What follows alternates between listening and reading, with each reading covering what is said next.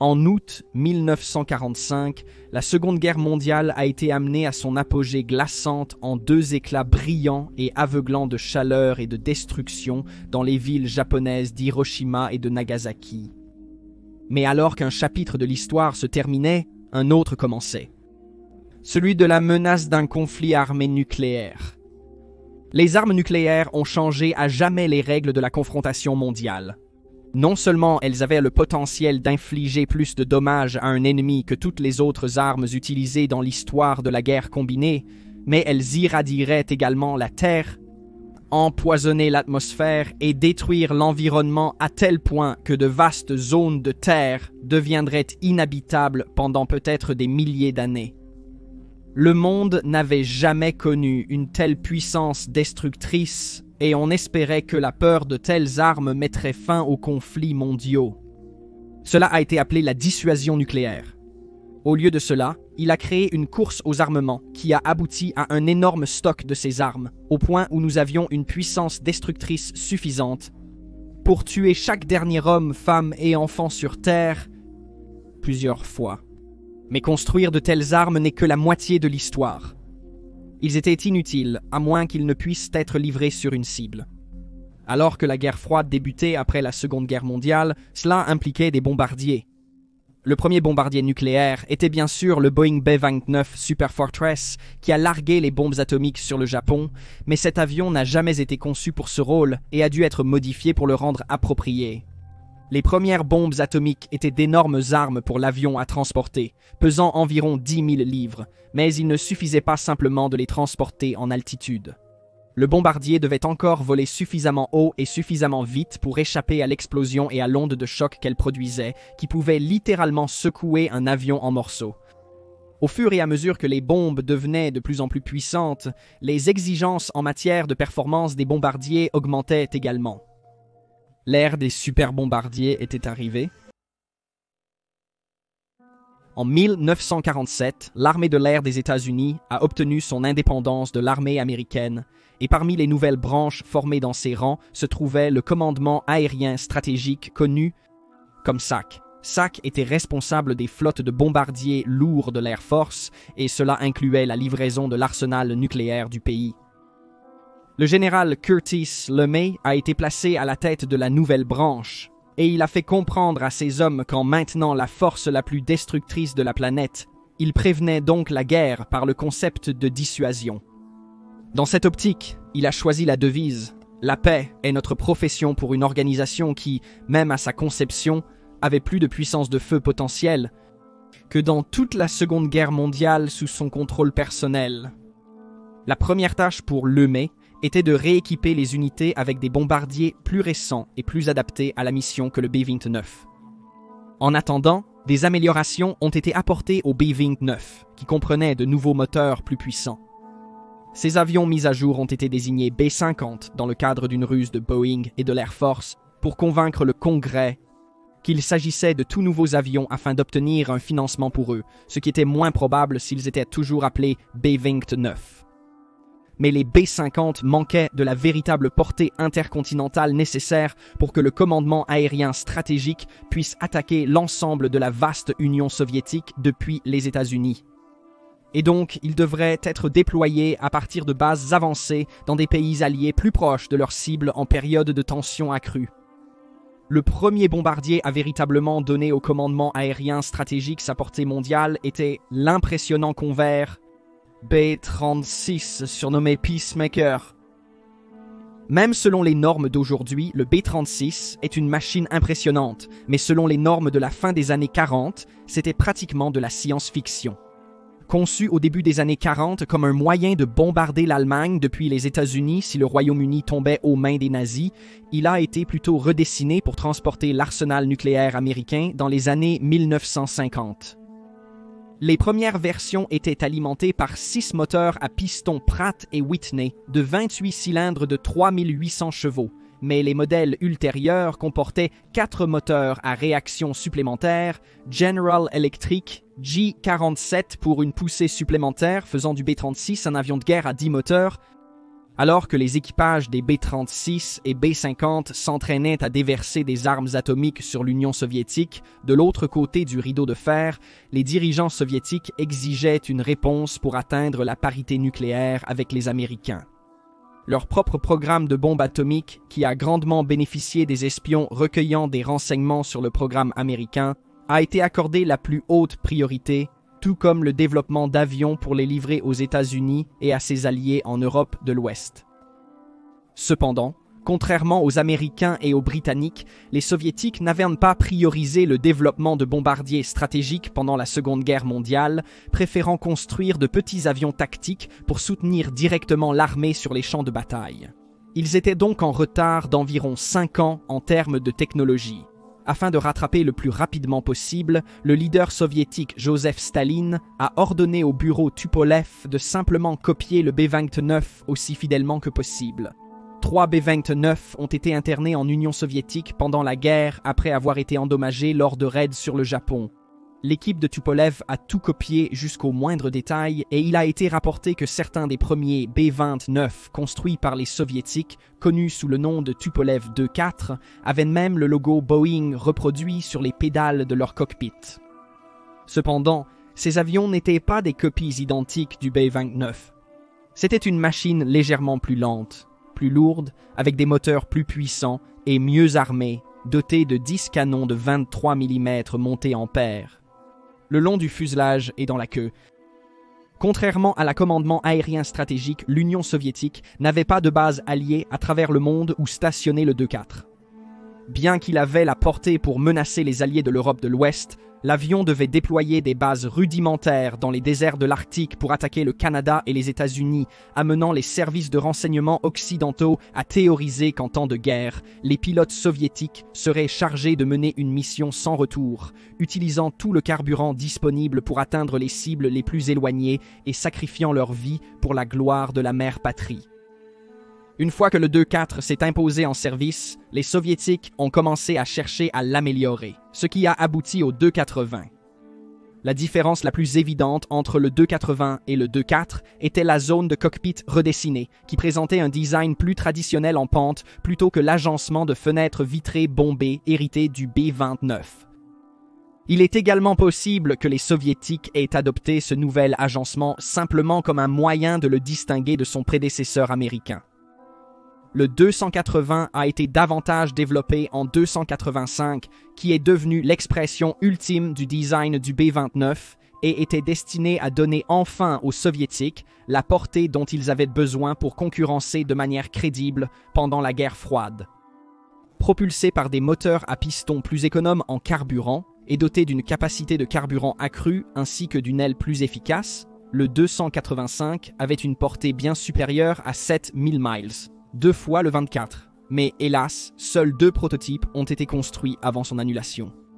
Lorsque la guerre de Corée a éclaté en 1950, les B-29 américains ont commencé une campagne de bombardement contre la Corée du Nord où ils ont été décimés par des chasseurs à réaction MiG-15 fournis par les Soviétiques.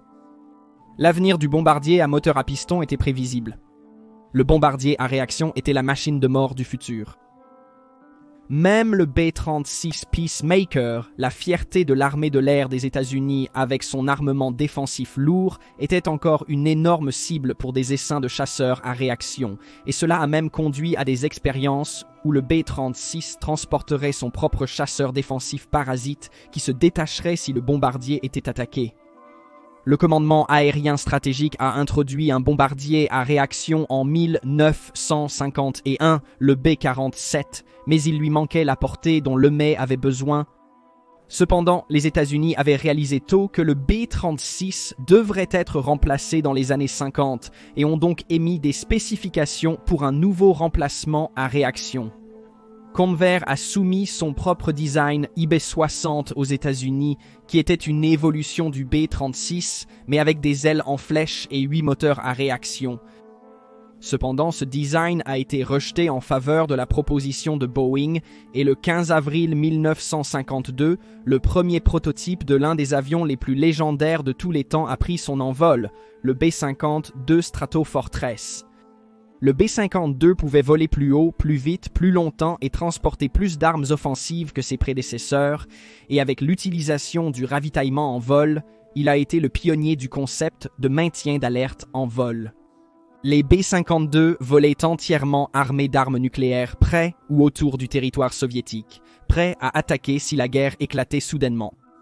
Cependant, la pratique était extrêmement dangereuse, et après une série d'accidents, dont un B-52 entrant en collision avec son ravitailleur au-dessus de l'Espagne et ses armes nucléaires tombant sur le territoire espagnol, elle a été interrompue en 1968.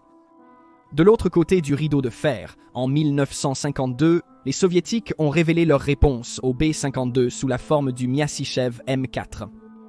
Les observateurs occidentaux regardèrent toujours avec un vif intérêt le défilé annuel du 1er mai à Moscou, où l'Union soviétique montrait ses dernières armes. Et à cette occasion particulière, ils ont été stupéfaits par la vue de vague après vague de ce nouveau bombardier à ailes balayées à 4 moteurs qu'ils théorisaient avoir les performances pour menacer les États-Unis.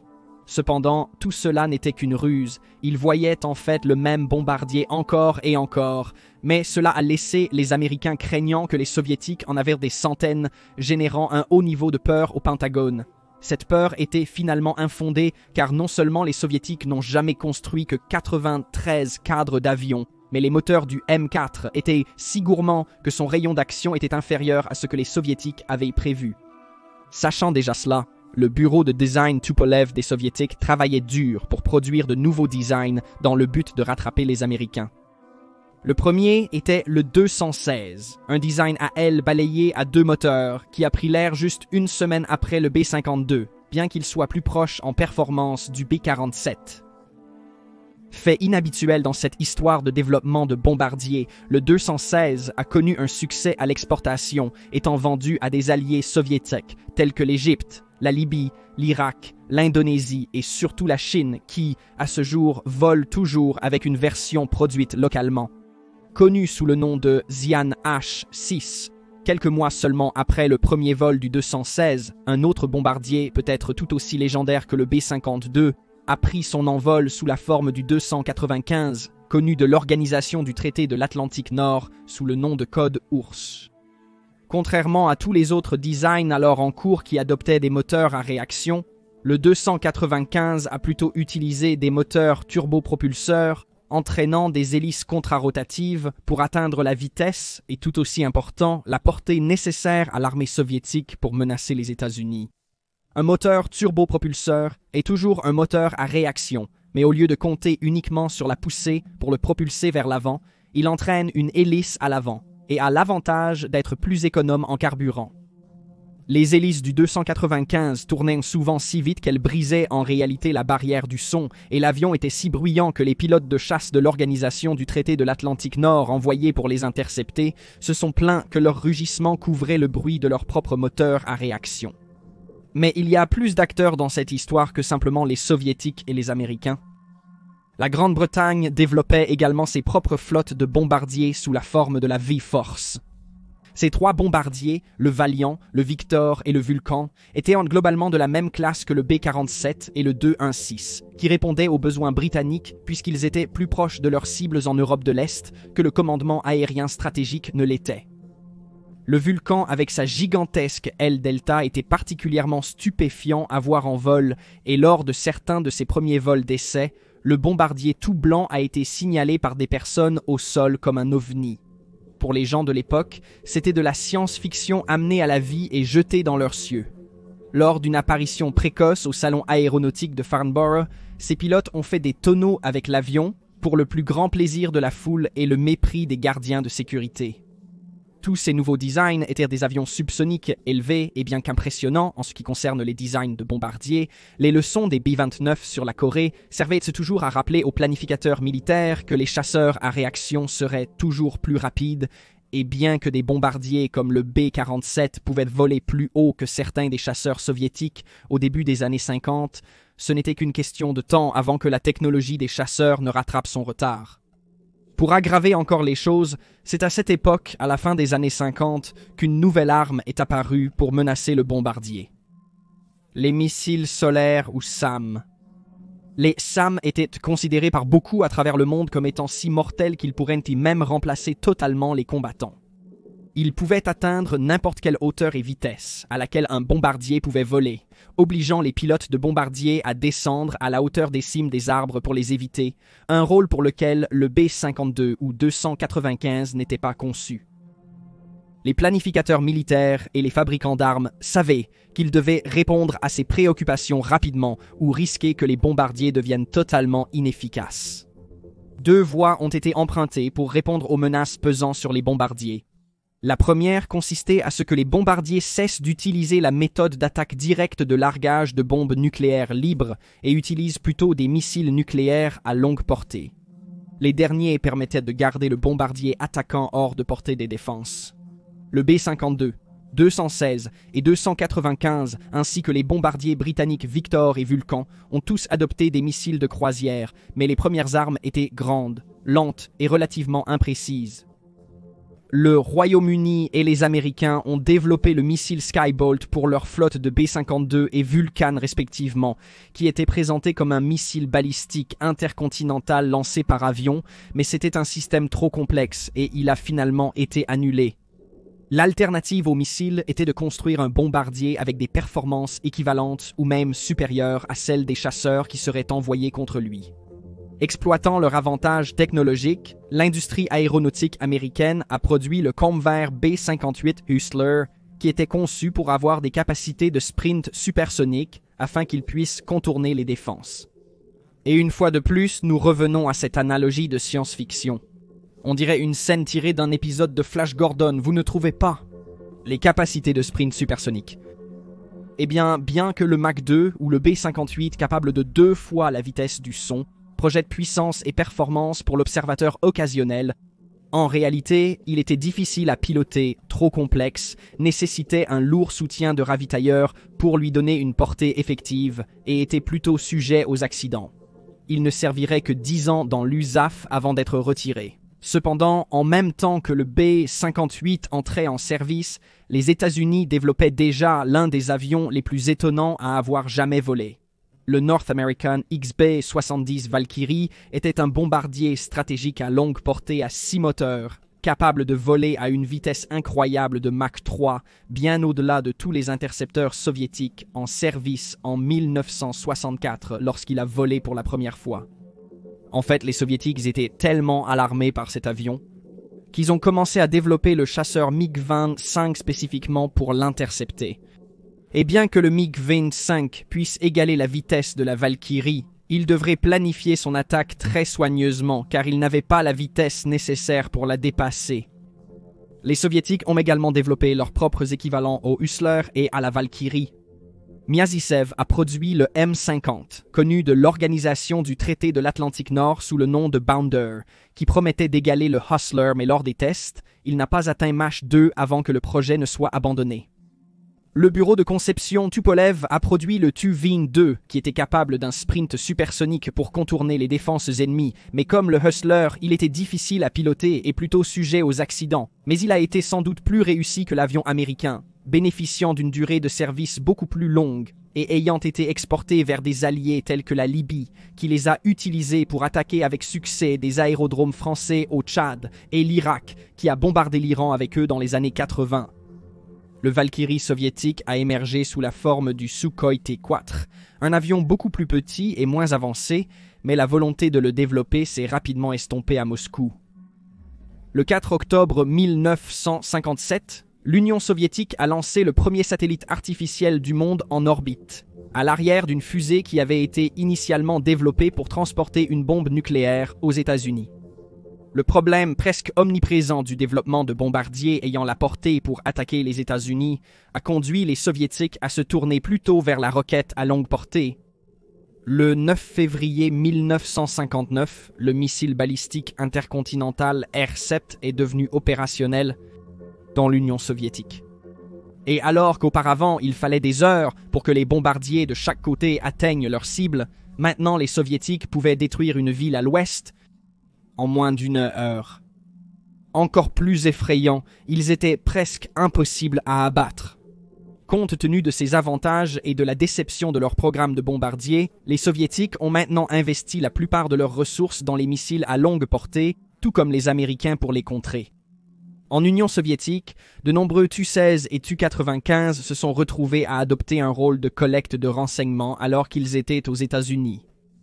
Le B-52 a été réaffecté à des missions de bombardement conventionnelles au-dessus du Vietnam, tandis que l'incroyable XB-70 a été utilisé pour des recherches à haute vitesse avant de prendre sa retraite après une collision mortelle avec un avion de chasse d'escorte. Dans un vol à Mach 3, le Valkyrie a parcouru 2400 miles en un temps stupéfiant de 91 minutes. Juste pour donner une perspective, 20 ans plus tôt, les B-17s bombardaient l'Allemagne à une vitesse de seulement 180 000 par heure, tandis qu'un avion de ligne moderne comme l'Airbus A320 mettrait un peu plus de 4 heures pour parcourir la même distance. Mais alors que les missiles balistiques intercontinentaux prenaient le dessus comme principal moyen de dissuasion nucléaire, les États-Unis et l'Union soviétique étaient réticents à renoncer entièrement à leurs bombardiers. Ils ont plutôt adopté un rôle de soutien. Le B-52 et le 295, tous deux censés durer environ 10 à 15 ans en service, ont vu leur durée de vie prolongée et leur efficacité améliorée avec l'ajout de missiles de croisière aériens plus avancés.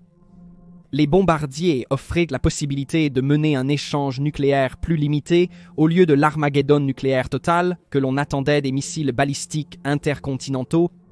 Ils ont également adopté divers autres rôles, dont le largage de mines marines par le B-52 et tirer des missiles anti-navires, parmi d'autres tâches. Plutôt que de marquer la fin des bombardiers, les missiles balistiques intercontinentaux ont plutôt rationalisé le développement de nouveaux bombardiers à quelques designs seulement. Dans les années 70, les États-Unis ont commencé à travailler sur le bombardier stratégique Rockwell B-1A. Il a été conçu dès le départ pour voler à un niveau ultra bas afin d'éviter la détection par les défenses soviétiques et pour utiliser une aile à géométrie variable, ce qui a amélioré les performances sur l'ensemble de l'enveloppe de vol. Malgré sa taille, le B-1 avait une agilité extraordinaire, ce qui l'aidait à se faufiler à travers les vallées guidées par son radar de suivi de terrain et pouvait toujours voler à Mach 1.2. Le B-1A a été annulé par l'administration Carter en 1977, mais a été ressuscité par le président Reagan sous le nom de B-1B Lancer en 1981. Cependant, c'était un autre bombardier américain qui semblait prêt à changer les règles du jeu pour toujours. C'était le bombardier furtif Northrop B-2 Spirit.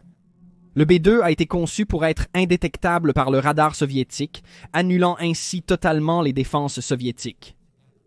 Les deux avions ont eu de longs cycles de développement, ce qui a conduit à une prolongation constante de la durée de vie du B-52. Pendant ce temps, l'Union soviétique développait elle-même de nouveaux bombardiers. Un remplacement pour le 222 est venu sous la forme du 222 mais qui, malgré une désignation similaire, était une machine entièrement nouvelle dotée d'ailes à géométrie variable comme le B-1. Mais encore plus semblable au B-1 était le 2160. Au premier coup d'œil, on pourrait vous pardonner de penser que le 2160 n'était qu'une copie du B-1, mais c'était un avion nettement plus puissant, étant presque 2 fois plus rapide, avec une portée plus longue, malgré le fait qu'il était à la fois plus grand et plus lourd. Il semblait qu'après des décennies de retard sur les États-Unis, alors que la guerre froide touchait à sa fin, l'Union soviétique possédait en réalité le bombardier le plus performant au monde, mais seulement 36 seraient jamais construits. Après la fin de la guerre froide, on s'attendait à ce que les bombardiers soient définitivement mis hors service, mais l'adaptabilité du B-52 et du 295 signifiait qu'il y avait toujours des rôles pour eux à accomplir. En fait, les deux avions ont été largement utilisés dans le rôle de soutien aérien rapproché dans le combat contre l'État islamique aussi récemment qu'au début de 2020, en utilisant des armes guidées de précision. À l'heure actuelle, on s'attend à ce que le B-52 reste en service avec les États-Unis sous une forme ou une autre jusqu'en 2050, bien après le retrait du B-1 et du B-2 et presque 100 ans après le premier vol du premier prototype.